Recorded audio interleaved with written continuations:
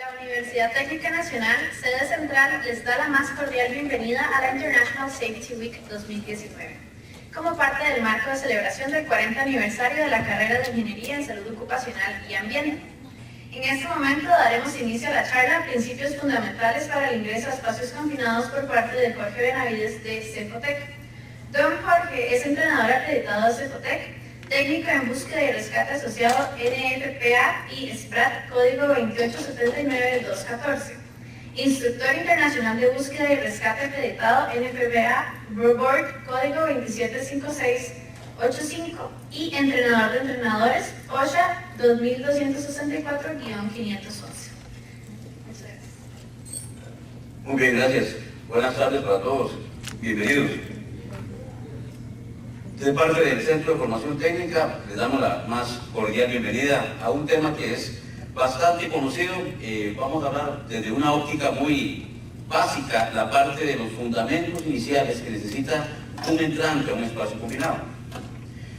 Quisiera conocerlos de modo rápido, cuál es la función que elaboran acá.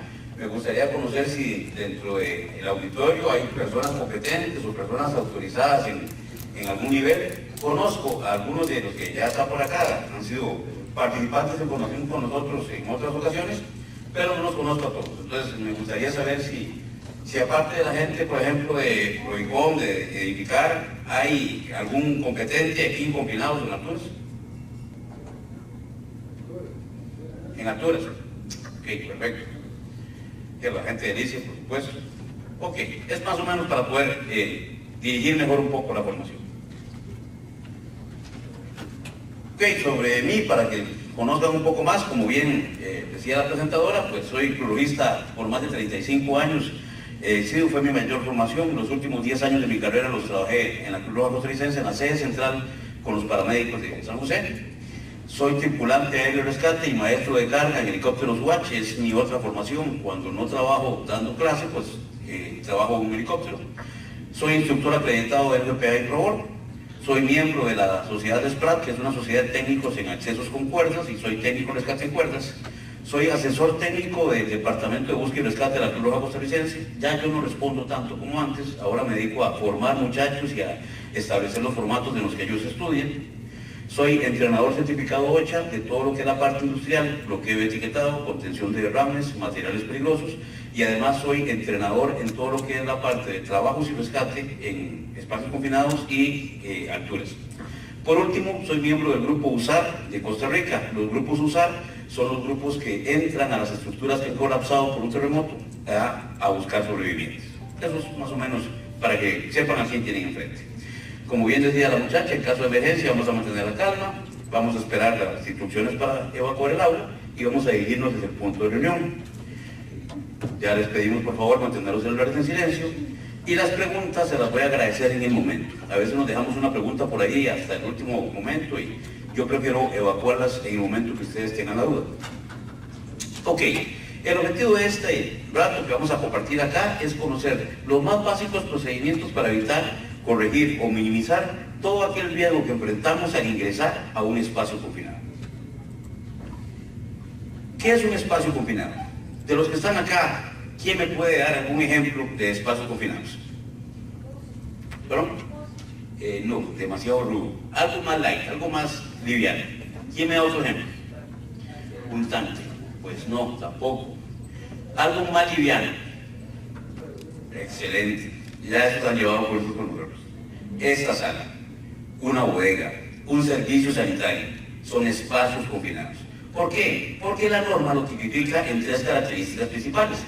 La primera de ellas, un espacio confinado es lo suficientemente grande como para que un empleado pueda entrar de cuerpo completo a realizar una labor. Repito, esta aula, un servicio sanitario, un sótano, una bodega, cumple esa característica. Luego dice, tiene entradas y salidas limitadas. Ahí está tipificado como una, pero en realidad son entradas y salidas limitadas. No está diseñado para ser ocupado de manera continua. Igual, un servicio sanitario, una bodega, esta aula no tiene ese requisito. Tiene que cumplir cualquiera de esas 3 características para que se determine como un espacio confinado. Ahora, el ejemplo que me dio la compañera es un espacio confinado que requiere permiso, y esa es otra cosa. Esta charla está basada en ese tipo de espacios, en los espacios confinados que requieren permiso para poder entrar. Y volviendo al ejemplo que acotábamos, esta aula no necesita un permiso de entrada, un servicio sanitario no necesita un permiso de entrada. Pero un espacio confinado que me ofrezca un riesgo, sí. ¿Cuáles riesgos? Bueno, cualquiera de estos cuatro, pero principalmente riesgo al fin. Puede ser que contenga un material que puede sumir al entrante, puede ser que tenga un recurso que pueda generarme un daño, llámese aspas, tornillos sin fin, bandas transportadoras, etc. La idea cuál es, cualquier espacio confinado que me ofrezca un riesgo, el que sea, debe tener permiso de entrada, debe cumplir esa característica.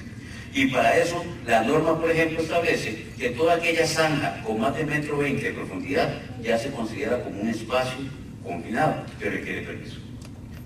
¿Okay? Esa es la diferencia. Eso es pues, la materia básica de todo espacio confinado. Ahora vamos a empezar a enfocarla desde una óptica un poco diferente. Dejemos claro que tenemos dos tipos de espacios confinados, el que no requiere permiso y el que requiere permiso. Son los dos tipos, las características básicas de todo espacio confinado, el que requiere permisos y el que no requiere permisos. Ok, vamos a ver, principios fundamentales. ¿Cuál es el principio fundamental de un espacio confinado? Pues el primero es el compromiso, la cultura, esto que están haciendo ustedes. Tener el chance de sacar un momento para poder informarse sobre cuál es el fundamento número uno para entrar. Y básicamente, todo principio fundamental obedece a una pregunta fundamental. Y hoy vamos a enfocarlo, por un asunto de tiempo, en 3 preguntas fundamentales. La primera, ¿qué hay en el espacio confinado? ¿Qué tiene el tanque? ¿Cuál es el riesgo que voy a enfrentar? Es la primera pregunta que voy a enfrentar para poder establecer un fundamento de ingreso a un espacio confinado. La segunda, ¿cómo controlo lo que hay en el espacio confinado? ¿Cuál es la forma de yo poder controlar eso? Y ojo, esto es antes de ingresar. Todo ingreso a un espacio confinado, la norma lo tipifica como un ingreso seguro. Yo no puedo meter a nadie a un espacio confinado donde haya alguna atmósfera riesgosa. Y por último, si me pasa algo, ¿cómo me sacan de ahí? Es la pregunta más importante que todo entrante en un espacio confinado debe establecerse. Si algo me sucede, ¿cómo me sacan de ahí? En alturas, tipificamos la pregunta, si yo me caigo de ahí, ¿cómo me bajan? Bueno, pues en combinados es la misma objetividad, es la misma idea. Si algo me sucede, ¿cómo me van a sacar de ahí? Si yo como firmante, si yo como jefe de un muchacho que le pedí que entrara a un espacio confinado, me le pasa algo de adentro, ¿cómo lo saco? Vamos a tratar de contestar esas 3 preguntas en el rato que nos queda. Entonces, la primera pregunta, ¿qué hay en el espacio confinado? O tal vez sería mejor preguntarlo diferente. ¿Qué hay en el espacio confinado? Yo necesito tener muy claro qué riesgo tengo en el espacio confinado. Con solo el hecho de acercarme, mucha gente con solo el compromiso de abrir el tanque ya se contaminó. Porque no tenemos claro generalmente qué tiene el espacio, qué sustancia tiene. ¿Y por qué esto es importante? Bueno, esta pregunta nos va a permitir determinar qué riesgos enfrentará el entrante del espacio confinado y además nos va a facilitar en conocer cómo controlar ese riesgo. Cuando ya tenemos la respuesta a esa pregunta, existen algunas herramientas para poder mejorar la seguridad del climaterio. Y entonces, lo primero que vamos a tener claro para establecer un marco de seguridad es entender que en atmósferas peligrosas todas las sustancias se manejan por partes por millón. Los equipos que utilizamos leen o dan las lecturas resultantes en partes por millón. Quisiera saber si todos acá en la sala tienen claro el concepto de qué son partes por millón. ¿Todos lo tienen claro? ¿Ninguna duda? ¿Seguro? ¿Puedo continuar sin problema? Con mucho gusto. Partes por millón es una unidad de medida que se establece para poder determinar, en el caso de los espacios confinados, qué tan riesgosa puede ser una sustancia. Es como coger, por decir, hipotéticamente, porque a nadie le va a caer mal un colón, ¿cuántos colones de 1 millón de colones pueden ser dañinos o tóxicos de esa sustancia? ¿Okay? Entonces, vamos a dejarlo un poco más claro. Primero que todo, dejar claro que este porcentaje de partes por millón, un 1% de un espacio equivale a 10.000 partes por millón. O sea, si nosotros cogemos esta aula y la dividimos en 1 millón de partes, el 1% serían 10.000 partes por millón. Entonces, los peligros de la salud en los espacios confinados se determinan de acuerdo a la sustancia y a su peligrosidad de acuerdo a las partes por millón que ella nos represente. Vamos a verlo un poco más claro. Por ejemplo, el bromo. El bromo es tóxico a la salud en 0.1 partes por millón, lo que sería 1 millón de colones, 10 centavos. Quiere decir que si yo en esta sala, por ejemplo, dejo caer una gota de bromo, es suficiente para comprometer la salud de todos nosotros, porque su peligrosidad es muy alta, 0.1 partes por millón, ni siquiera es un colón de 1 millón de colones. El cloroformo. El cloroformo es tóxico en 2 partes por millón.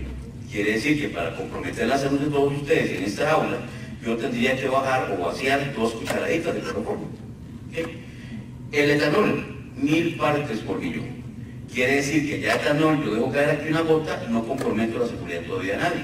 Dejo caer las 2 cucharaditas que boté antes de cloroformo y tampoco. Ya para que el etanol no genere un daño, yo tendría que vaciar un vaso de etanol en este recinto para poder generar un daño entre nosotros.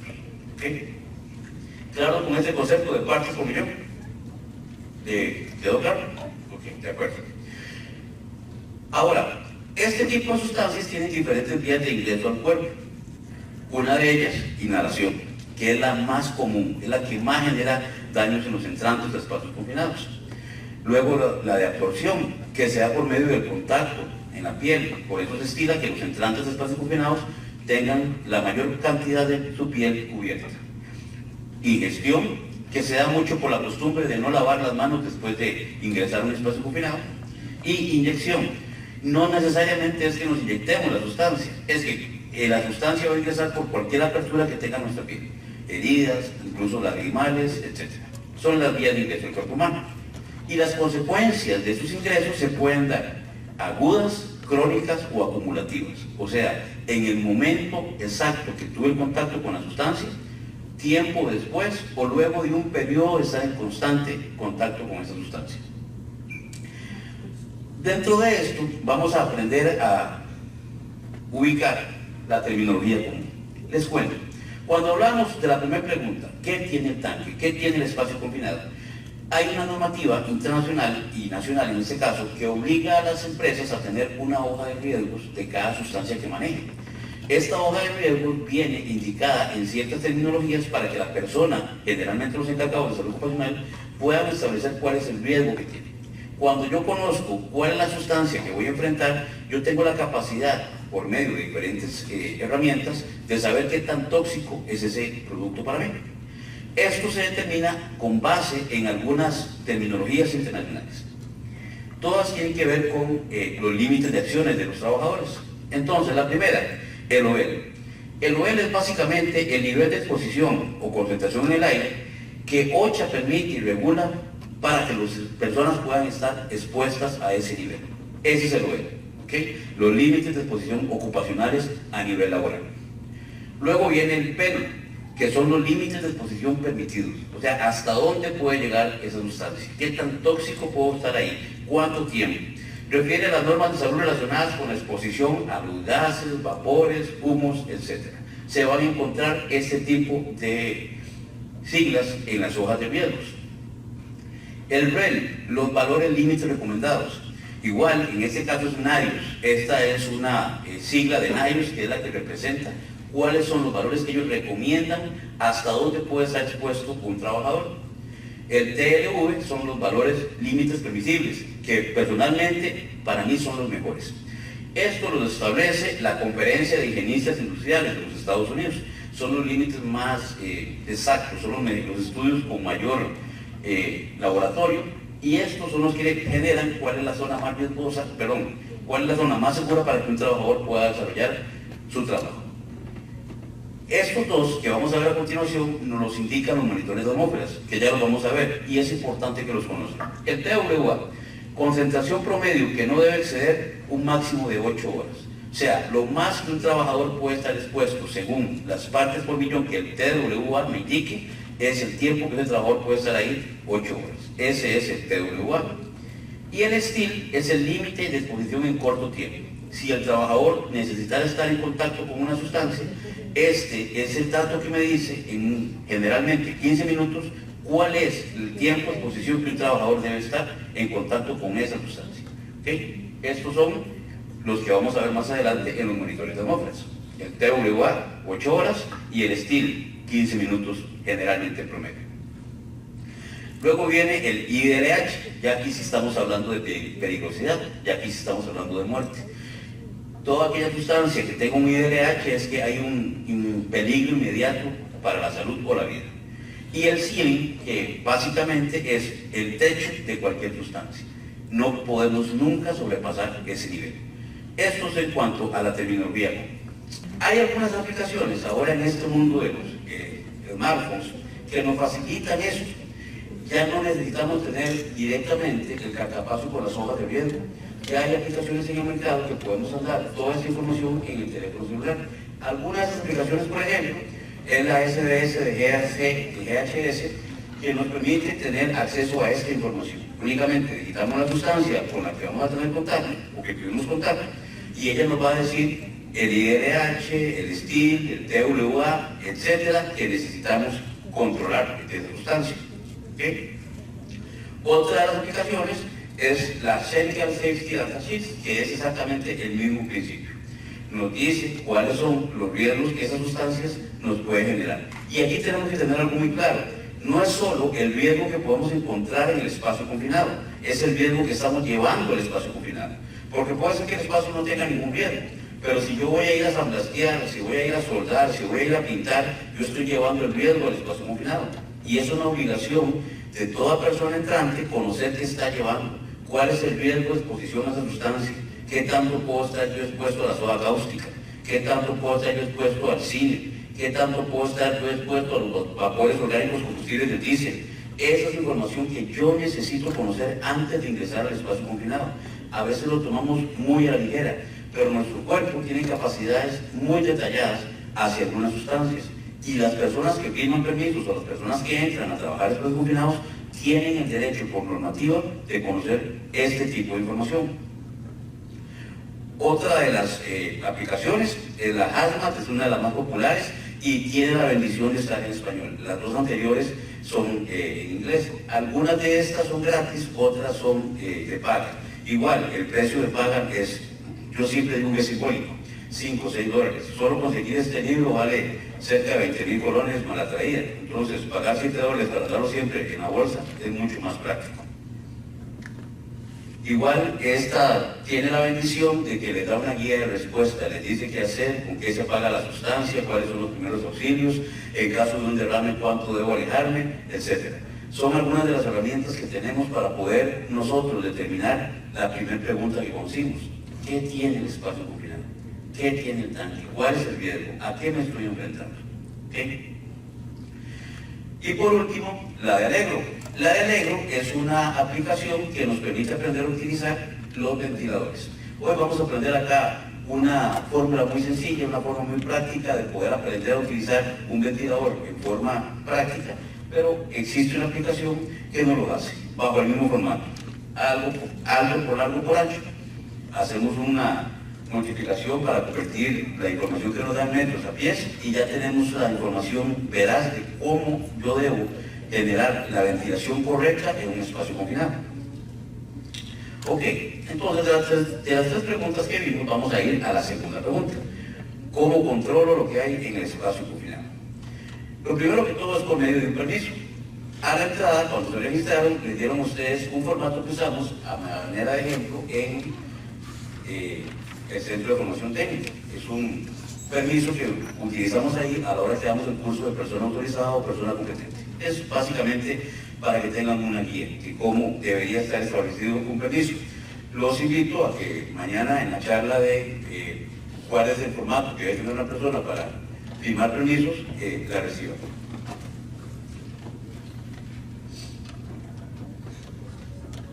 Ok, entonces la primera forma de controlar todo el riesgo es esa. un permiso debidamente lleno y firmado. Luego, va a ser necesario contar con 2 monitores de atmósferas, según dicta la norma. La norma exige que debemos tener un monitor de análisis de construcción. Este es el monitor que debe utilizar la persona que entra al espacio confinado. Y debe haber un segundo monitor, que es un monitor por succión. Este es un monitor que trabaja con bomba y que a su vez tiene una manguera que permite succionar la sustancia, evitando así que alguien ingrese al espacio.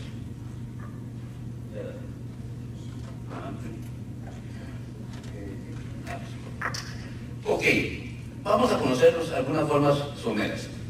El monitor con bomba. El monitor con bomba tiene una manguerita que generalmente está fabricada de residuos especiales. Estas mangueras no son plásticas, no son de peletería y tienen largos controlados. El largo máximo que debe tener una manguera de monitor de atmósferas es de 20 metros.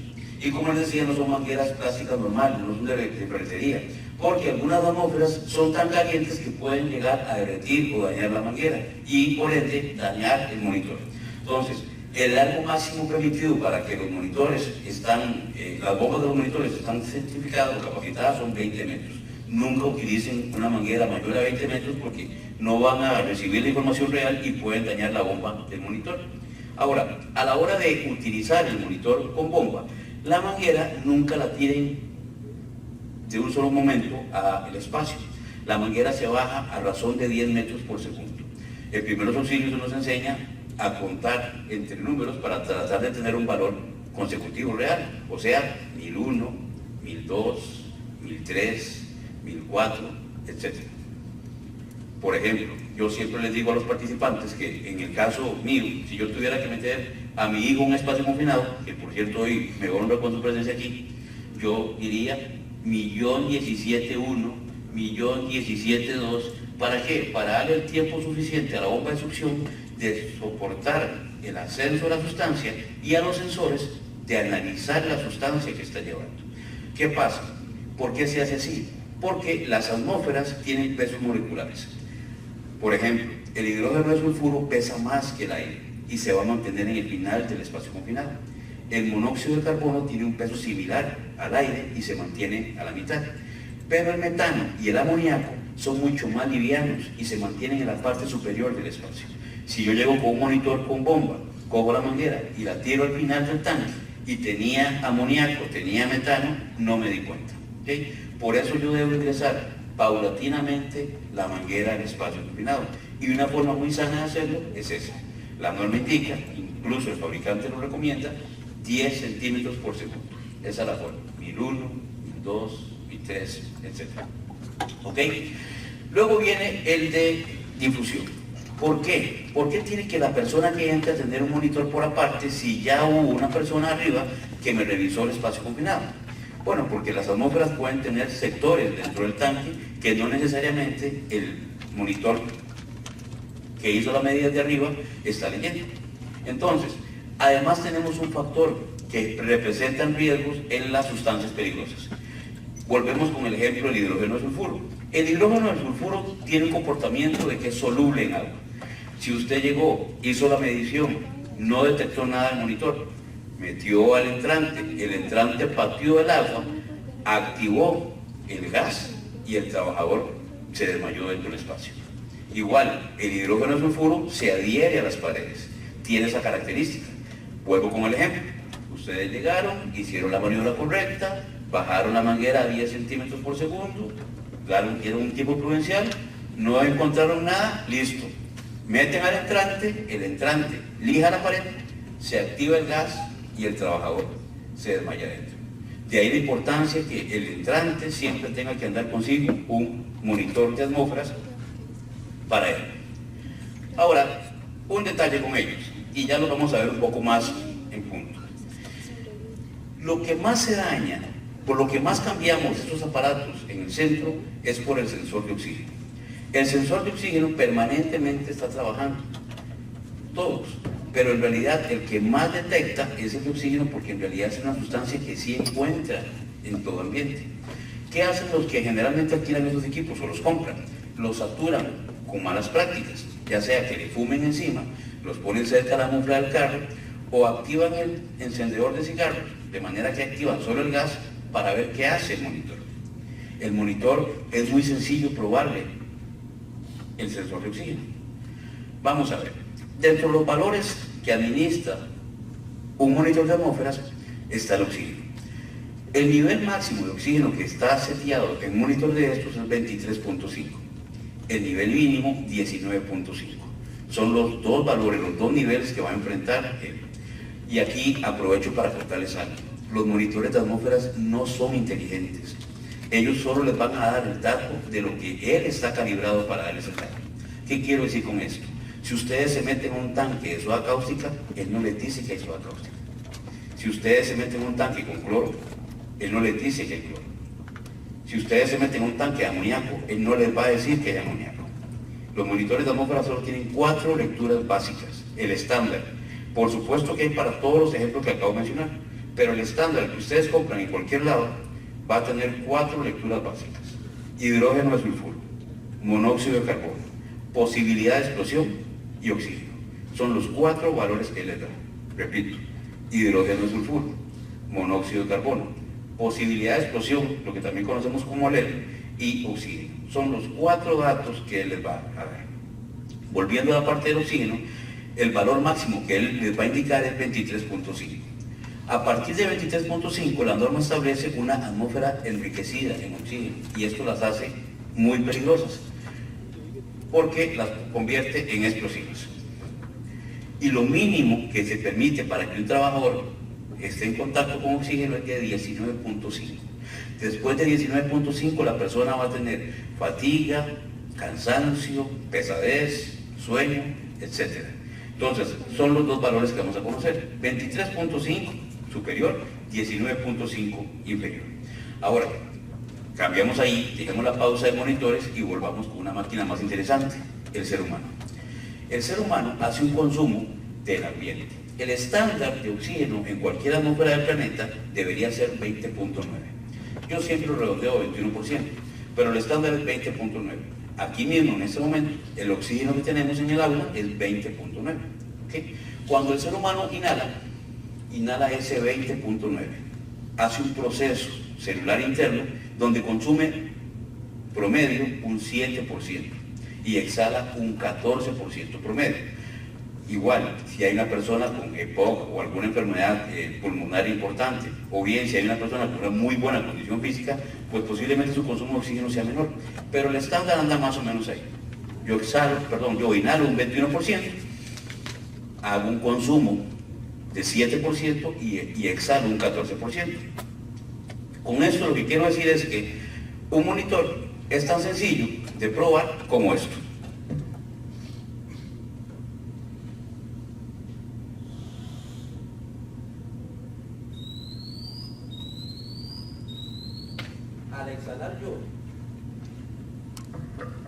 Al exhalar yo por debajo del valor que el monitor está calibrado, inmediatamente me tiene que dar alarma. Así de sencillo ustedes revisan el sensor de oxígeno de un monitor de atmósferas. No es más complicado que eso. ¿Okay? Entonces, es un valor que les dejo para que lo conozcan y lo consulten. Entonces, son los dos monitores que vamos a tener. Ahora, ¿cómo trabaja un monitor? En el momento que ustedes lo encienden, él va a darles 3 tipos de alarma. Una alarma sonora, una alarma luminosa y una alarma vibradora. Son las 3 alarmas que tiene un monitor. No hay forma de que una persona que utiliza un monitor de atmósfera diga es que no me di cuenta que sonó. Luego de eso, les va a la versión del software que tiene el aparato instalado en ese momento. En la pantalla siguiente le va a dar la información del modelo que tiene. Hay diferentes modelos, como ya vimos, hay con bomba y hay de difusión. Luego, el monitor con bomba va a activar la bomba y le va a pedir a ustedes que bloquee la entrada de la bomba para probarla. Ustedes sencillamente lo que hacen es que tapan el ingreso a la bomba y él inmediatamente les va a pedir que la desbloqueen. Una vez que ustedes desbloquean el monitor, él les va a decir que la bomba está lista. ¿Okay? Luego vienen los valores que hablábamos hace un rato, el TWA. ¿Quién se recuerda qué era el valor de TWA? El promedio para 8 horas. Muy bien. Es lo más que una persona puede estar, el mayor nivel de concentración en partes por millón que una persona puede estar en un tiempo de 8 horas. ¿Okay? Y luego nos da los valores de estilo. Esos valores nos los va a dar para el hidrógeno de sulfuro y para CO o monóxido de carbono. Los valores inferiores 10.35 en TWA y 15.50 en el steel. ¿Qué era el steel? ¿Quién te recuerda?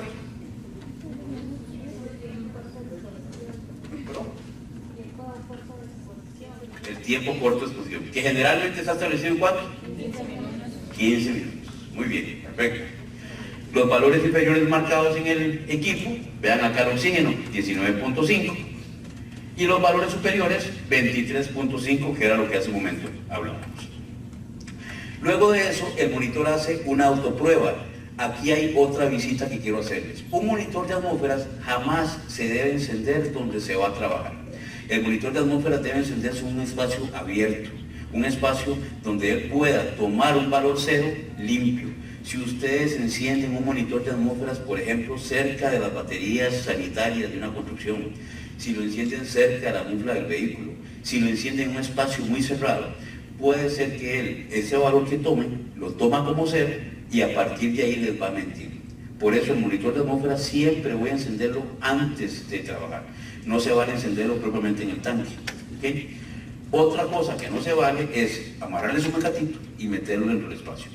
Ahora, si ustedes no tienen uno de bomba, pues prefiero que hagan eso a que metan a alguien ya directamente expuesto. El asunto cuál es de por qué no se hace.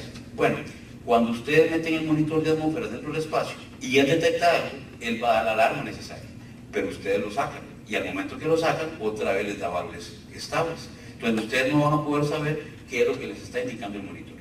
Ahora, de abogado al sombrero, yo prefiero saber que hay algo ahí y tratar de controlarlo que no meter a un entrante al riesgo de tener contacto con esa sustancia.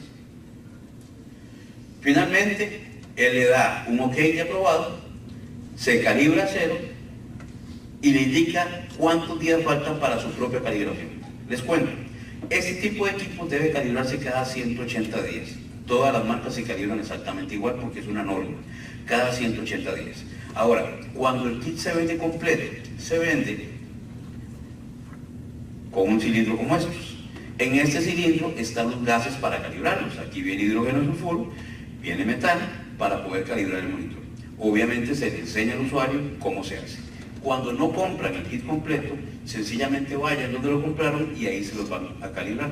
En las estaciones, por ejemplo, como nosotros en el Centro de Formación Técnica, pues tenemos unas ya preestablecidas que son mucho más prácticas. Con este tipo de equipo se hace manualmente. Se le conecta un regulador y, por decirlo de alguna forma, se pone a respirar el monitor los gases para poderlo volver a calibrar. Hace una revisión final y, por último, esa luz verde nos va a indicar cuando ya el monitor está en uso. Antes de que el monitor nos dé esta luz, no debemos utilizarlo. No podemos usarlo en una medida porque él todavía no está listo para usarse. Hasta que esta luz está encendida, es el momento ideal para hacerlo. Eso en cuanto a los monitores. Es una de las herramientas de cómo controlo esto. Ok. Luego viene la parte de la ventilación. En la parte de la ventilación vamos a dejar claras algunas cosas. Primero, conocer un poco de ventiladores. El axial es el más permisible, el más amistoso, que es como este que tenemos acá. Este ventilador tiene la facilidad de convertirse en inyector y extractor. Este motor, simplemente lo que hacen es que lo giran y él pasa de inyectar aire a extraer aire y tiene la facilidad de que él mismo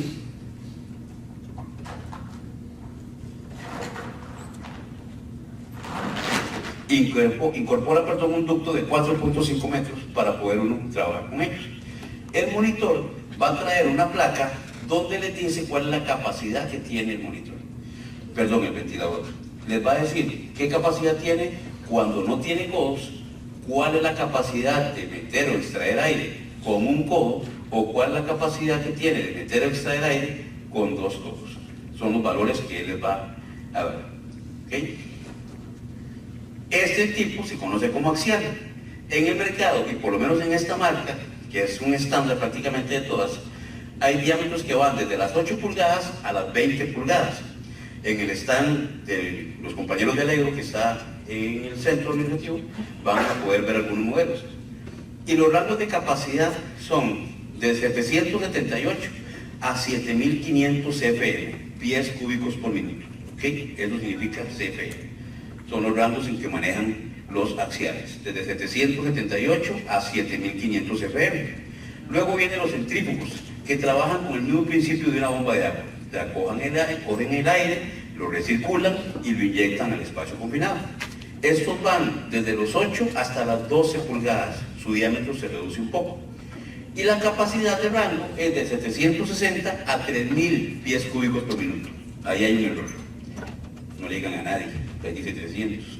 Son 3000 pies cúbicos por minuto, lo que tienen capacidad los centrífugos. Y por último están los Venturi. Los Venturi son otro tipo de ventiladores que trabajan por medio de los compresores. El compresor industrial normal se conecta a él centrifuga la ventilación y la mete tipo un megáfono a el espacio confinado. Estos van de los 8 a las 20 pulgadas y su capacidad está entre los 815 y los 4929 pies cúbicos por minuto. Ese es el estándar. Como ven, el más amistoso por espacio, por capacidad, por diámetro y por peso son los axiales. Además, son los únicos que tienen la capacidad de convertirse en extractores e inyectores, los otros no. El Venturi no se puede poner a extraer y el centrífugo tampoco.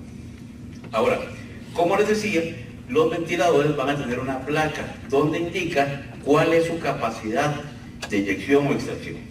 En este modelo, que es el que tenemos acá, 831 pies cúbicos por minuto cuando está en esta posición, tal y como lo puse a él, con 5 codos, 709 pies cúbicos por minuto cuando tienen un codo y 586 pies cúbicos por minuto cuando tienen 2 codos. Acá lo importante es conocer que hay normativas internacionales que determinan cuánto debe ser renovada la atmósfera de un espacio. Si nosotros conociéramos un poco, vamos a aprender que, por ejemplo, cuando un ingeniero diseña una estructura como esta, él debe garantizar cuántas veces va a cambiarse la atmósfera de un espacio como estos. Así pasa para los restaurantes, los parqueos, las aulas, habitaciones, restaurantes, cocinas de restaurantes, etc. Toda área donde va a haber gente debe tener un intercambio de atmósfera. Para los espacios confinados se tiene determinado en 3. O sea, un espacio confinado debe ser renovada su atmósfera por lo menos una vez cada 3 minutos. Eso dice la norma. ¿Okay? Por lo menos una vez cada 3 minutos debe cambiarse la atmósfera de un espacio. Entonces, para eso, nosotros vamos a aprender a implementar una fórmula. A la hora que nosotros vamos a meter a alguien en un espacio confinado, yo debo tener la tranquilidad de que el ventilador que yo tengo me va a tener la fuerza de cambiar 3 veces, por lo menos, ese espacio. ¿Qué pasa? Generalmente las personas ponen un ventilador sin ni siquiera saber si es lo suficientemente capaz de hacerlo. Aquí hay que tener detalles. Ventilar. Ventilar es un arte. Cuesta mucho lograr un poco de ventilación en tan poco tiempo. ¿Por qué? Porque en el curso grande, solo la parte de ventilación se lleva prácticamente un día. ¿Por qué? Vamos a ver. A la hora que usted determina qué tiene en el espacio confinado, usted va a tener la idea de cómo poder ventilar. Por ejemplo, si yo hago la medición y determino que lo que tengo es hidrógeno sulfuro, al ser una sustancia que se mantiene en el fondo del pozo, si yo lo que hago es ventilarla, lo que hago es nada más revolcarla.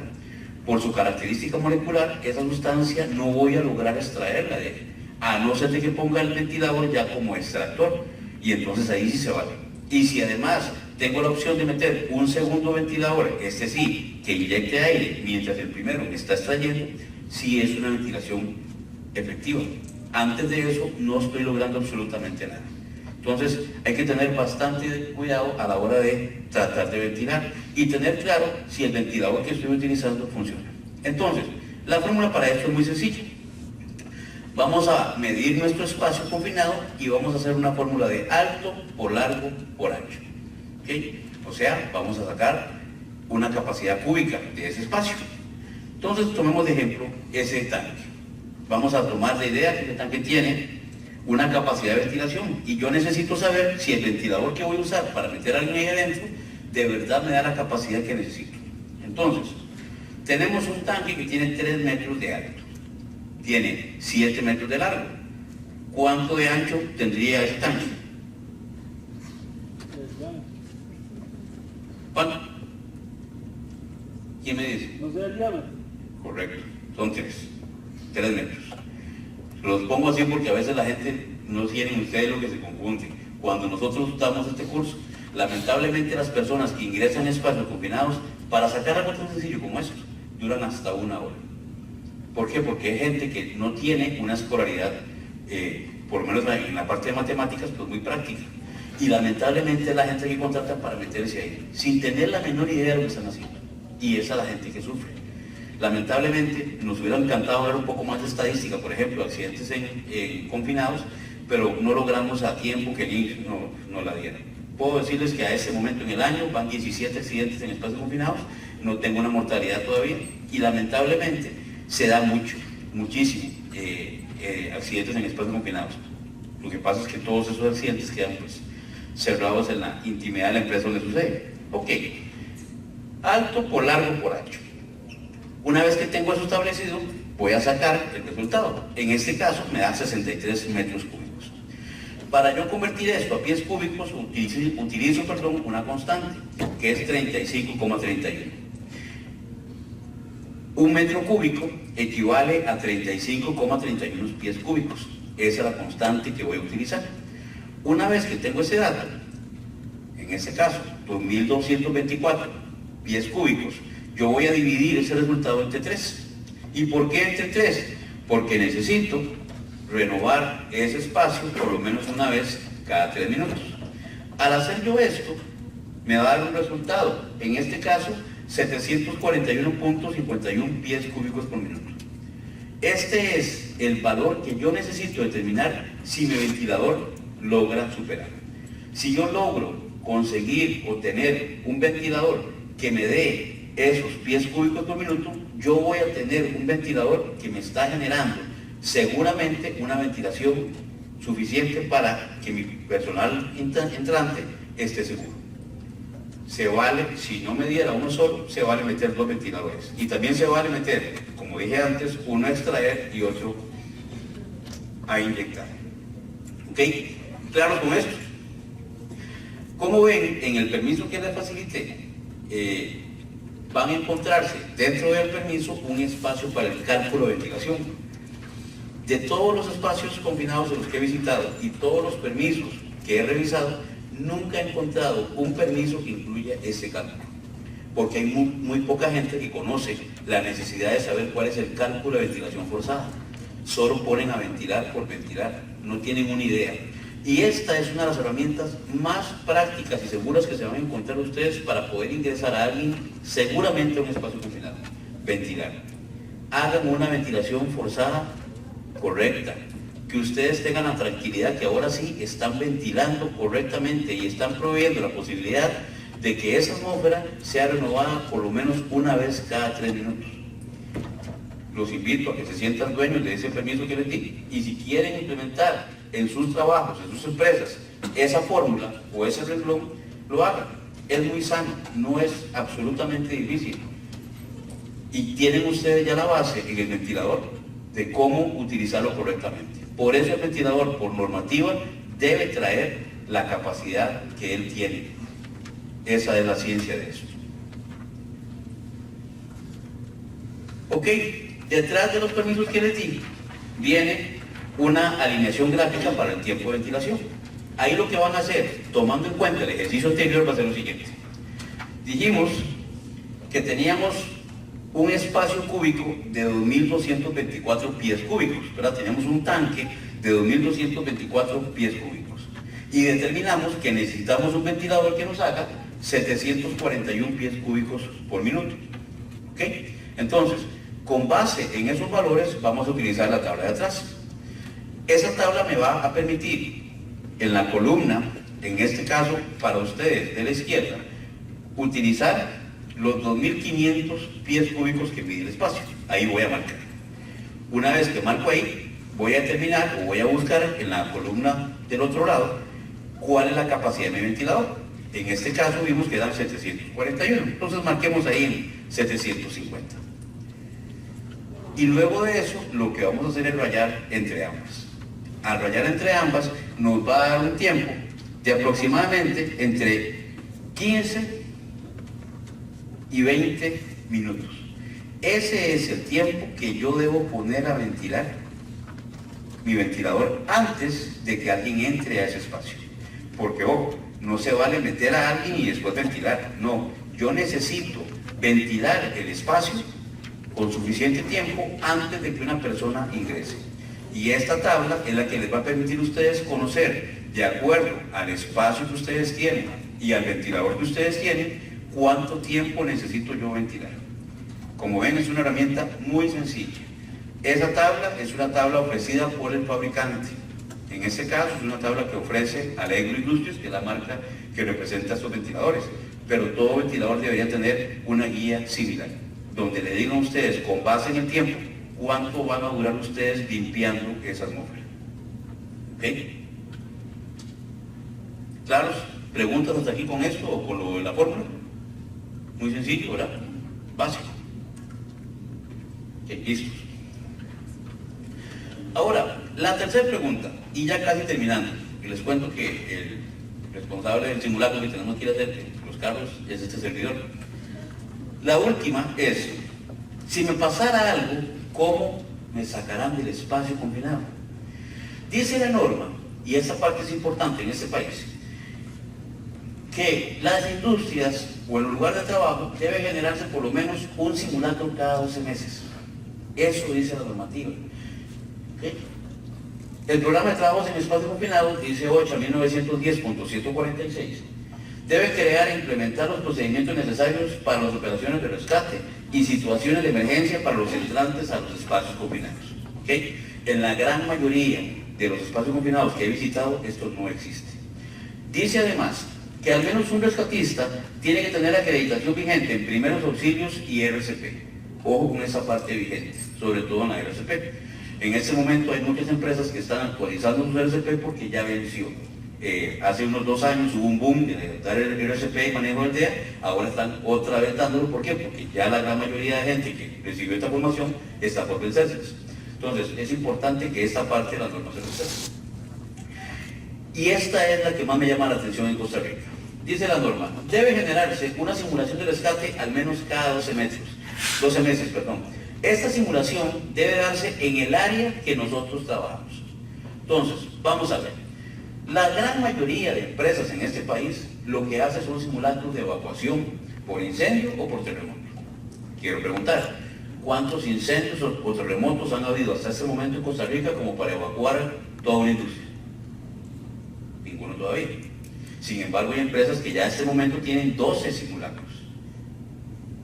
Pregunto, ¿cuántos trabajos en alturas se han hecho en Costa Rica hasta este momento? Cientos. ¿Cuántos simulacros de rescate en altura se hacen en esas empresas? Les tengo el dato. Poquitas. Les puedo hablar con conocimiento de causa de que aquí hay una empresa que sí lo ha hecho ya por unos 3 veces. Y es una constructora. ¿Cuántos simulacros en espacios confinados se han hecho? Desconocemos.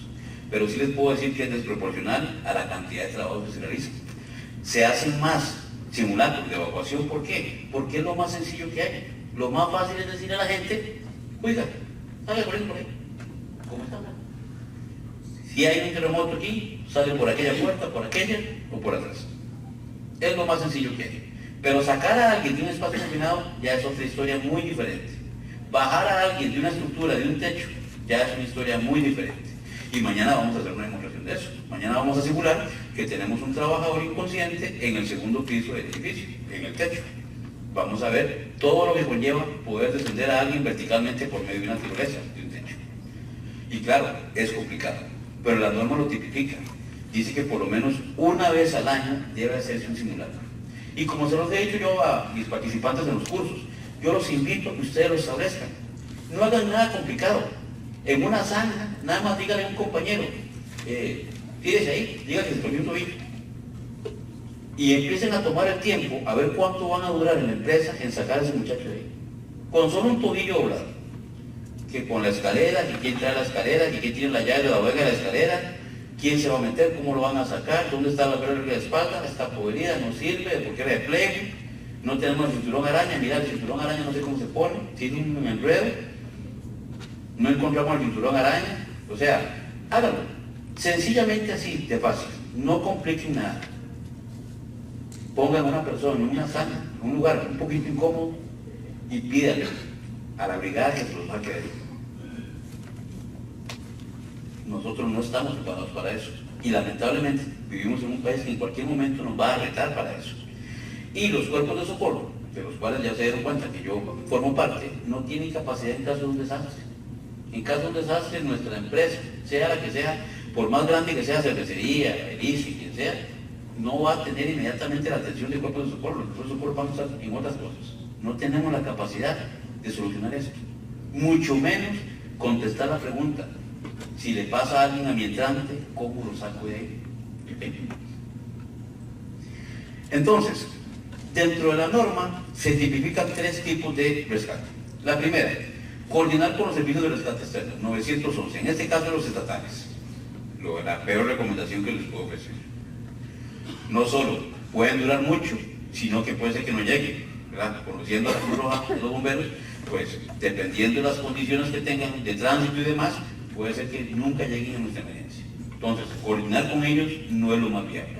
La segunda, contratar servicios de rescate presenciales durante la duración del trabajo en espacios confinados. ¿Okay? Si no tienen ustedes brigada entrenada, pues entonces pueden contratar los servicios de empresas que puedan darles a ustedes la tranquilidad de que en caso que alguno de sus entrantes tuvo un problema, se los puedan sacar del espacio confinado. Y esto aplica para trabajos en altura también. Y por último, lo más sencillo, entrenar al personal de su brigada, que ya los tienen ahí, para que sepan hacer rescate en espacios confinados. Y que ustedes, dentro del formato de planificación de esa brigada, los obliguen 1 o 2 veces al año a hacer un simulacro, a que demuestren cuáles son las capacidades que tienen para poder hacerlo. Y eso está tipificado en la norma. ¿Ok? Vamos a, para cerrar, a hacer un ejercicio sobre lo que hemos hablado, a ver cuánto nos quedó. Imaginemos que nosotros tenemos que entrar a un tanque. A la hora que medimos, el tanque nos da una lectura de 19.9 de oxígeno. La pregunta es, ¿entran ustedes o no entran a ese espacio confinado? Sí entran. Allá, por aquel lado me dijeron que sí entran. ¿De ese otro lado? Sí entran también. Perfecto. ¿Ok? ¿Alguien más entra?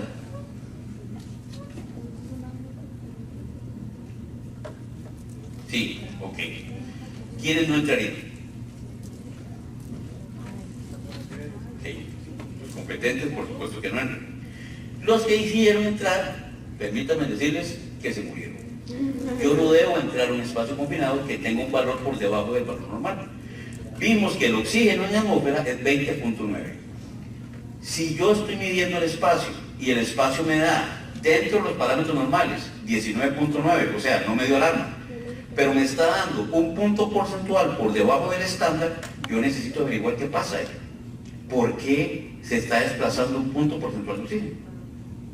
O sea, yo no puedo ingresar ahí. ¿Okay? Recuerden, necesitamos tener claro eso. Lo más seguro es ventilar. Entonces ustedes me dicen, ok, no, yo lo que hago es que ventilo. Perfecto, ventilamos. 20.9. Resulta que el aire ambiente, pues aparte de oxígeno, tiene nitrógeno y otros componentes. Pero ya ventilamos, ya tenemos 20.9 en ese tanque. Quiero preguntar, ¿entran o no entran? ¿Entra usted, don Pablo? ¿Por qué no? ¿Lo van a echar? ¿Está bien? ¿Por qué no entraría?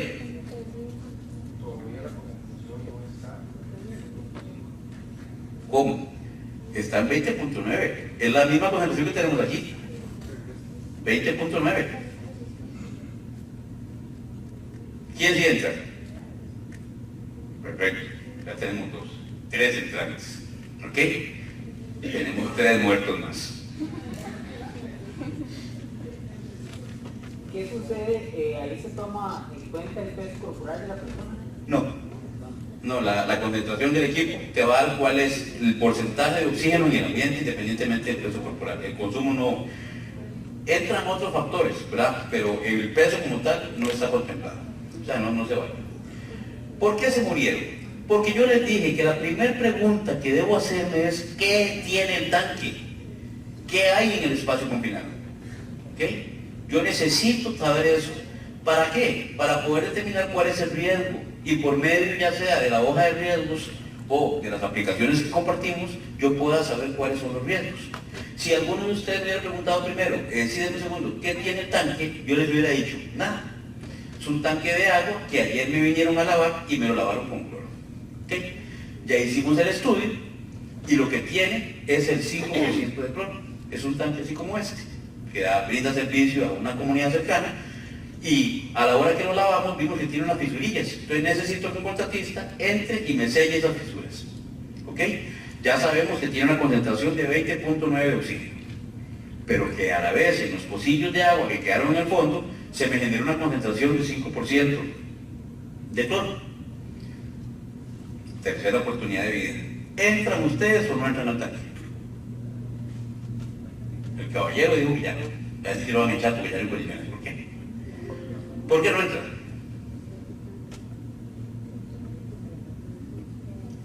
¿Podría ubicarme usted por qué no entraría usted a un espacio combinado con esas condiciones? No, ustedes no me digan. Usted, yo sé. Sí, usted, señor de sombrero. Porque todavía hay un 5% de cloro ahí. ¿Y eso qué es? ¿Solo un 5%? Ok. Dígame usted. Una pregunta. ¿Ese 5% se le deduce al 20.9? Sí.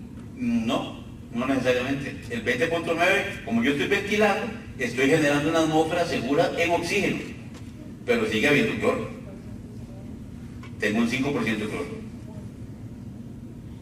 Que los que no son competentes, porque es que no me sirve ni que aquellas damas que están de aquel lado, ni estos caballeros que están aquí enfrente, me contesten.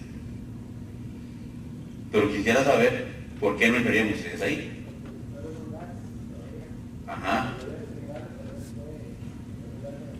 Pero es un 5%. Exacto. Por ahí va la respuesta. ¿Y cuántas partículas por millón son tóxicas?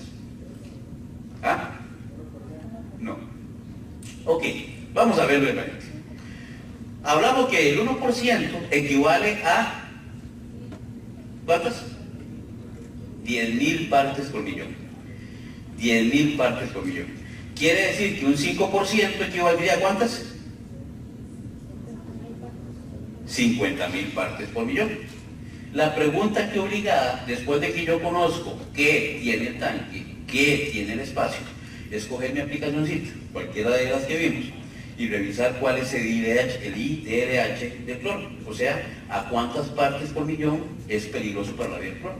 Si yo hubiera hecho eso antes de meter a los que sí entraron, me hubiera dado cuenta que el cloro es IDRH en 25 partes por millón. Y tenía 50.000. O sea, ni siquiera llegué abajo. Empezando a bajar la escalerilla, me desmayé y caí. La ciencia de los espacios confinados es regular la seguridad antes de ingresar. Con esas tres preguntas que vimos aquí. ¿Qué tiene el tanque? ¿O qué tiene el espacio confinado? ¿Cómo lo controlo? Y si aún así lo controlé, si me pasa algo, ¿cómo me sacan de ahí? Porque puede ser que yo no me lesione por la sustancia que tiene el tanque. Puedo tener, sencillamente me golpeé, se me torció un tobillo. ¿Y ahora cómo salgo por medio de una escalera de un tanque? Son tres preguntas muy básicas.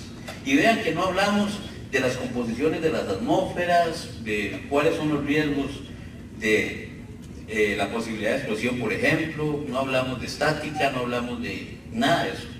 Porque ya no son problemas que vamos a enfrentar cuando estemos dentro del tanque. Aquí la idea es tener la regulación, la seguridad, con esas tres preguntas. ¿Qué tiene el tanque? ¿Cómo lo controlo? Y si aún así, si me pasa algo, ¿cómo me van a sacar? Así de sencillo es esto. ¿Alguna pregunta?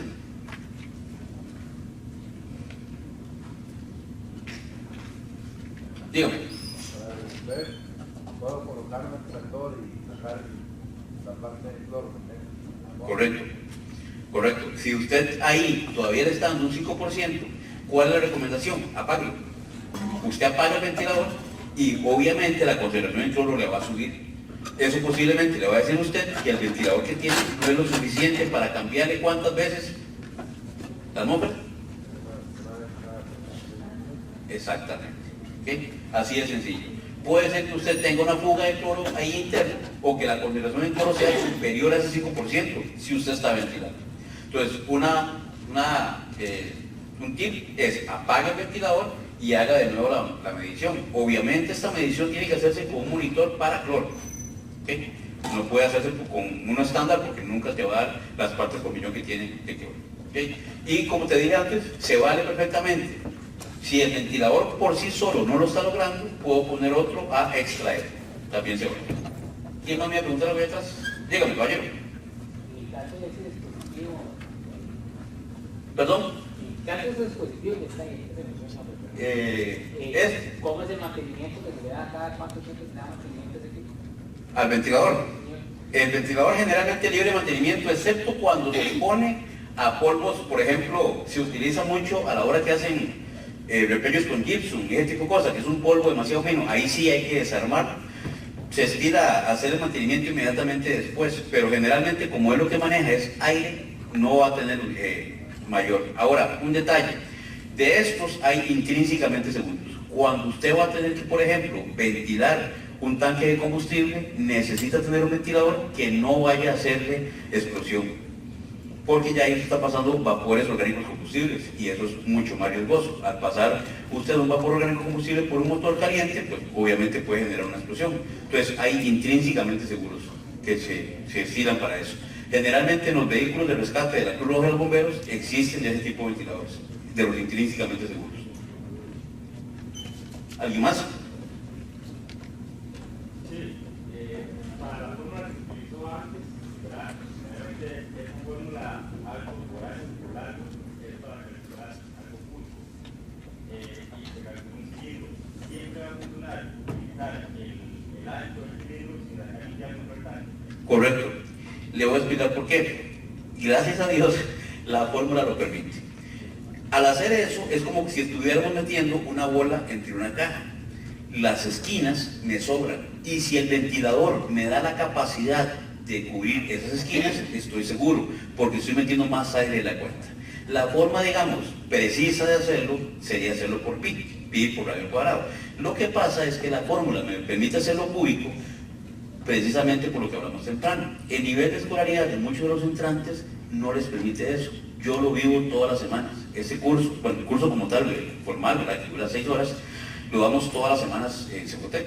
Y ahí yo tengo la experiencia de convivir con personas que no pueden ni siquiera sacar esta fórmula. Y a la hora que tratamos de hacer algo que dura 20 minutos, duramos hasta 2 horas solo haciendo esto.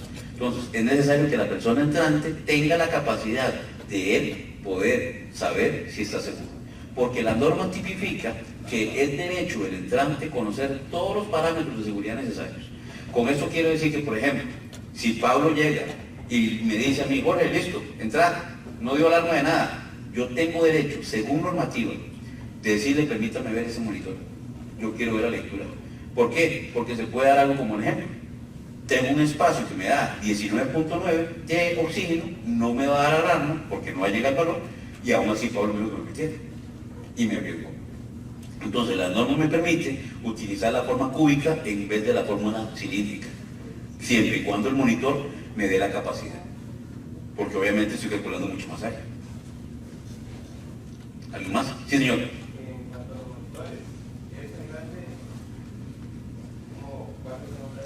Ok, él se llama Aire Ryan y él es el papá de los monitores. Él tiene capacidad de leer 7 atmósferas diferentes. 1, 2, es programable. A ese sí usted le puede decir, léame cloro, léame amoníaco, etc. Él sí permite hacer eso. Además, él envía la señal que recibe hasta 3 kilómetros. Y ya Honeywell, que es la marca que lo distribuye o que lo fabrica, está vendiendo unos dispositivos que se le conectan a los celulares. De manera que lo que él determine le llega a usted a su teléfono celular y le da la lectura en el momento de que la reciba. Esta copita que tiene acá es una estación atmosférica que también le da la temperatura de la atmósfera en la que él está trabajando en ese momento. Él es Claro, pasamos de aquel chiquitito, anda como en $400, este anda más o menos como $8,000. Pero se llama así, se llama AirRide. ¿Alguien más?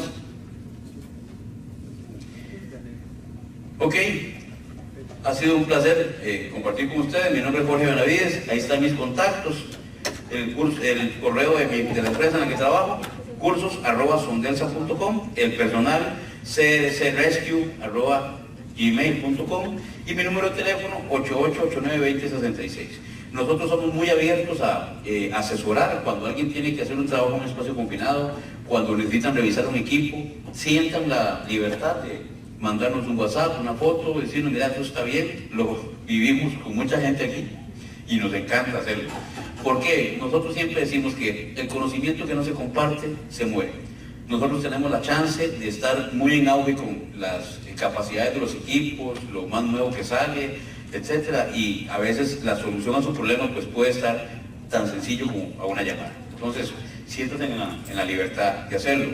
Y les tengo una última. Después de agradecerles este espacio, recuerden, siempre trabajen por favor con seguridad, porque hay un detalle.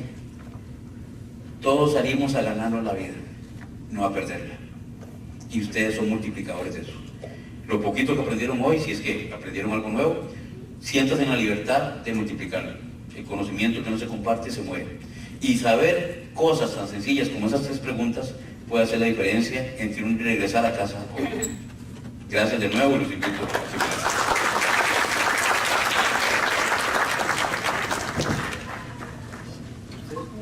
Como agradecimiento al señor Jorge Benavides en el marco de la International Safety Week, el señor Alberto Ramírez López, director de la carrera de Ingeniería en Salud Ocupacional y Ambiente de la sede de San Carlos, le hará entrega de un reconocimiento.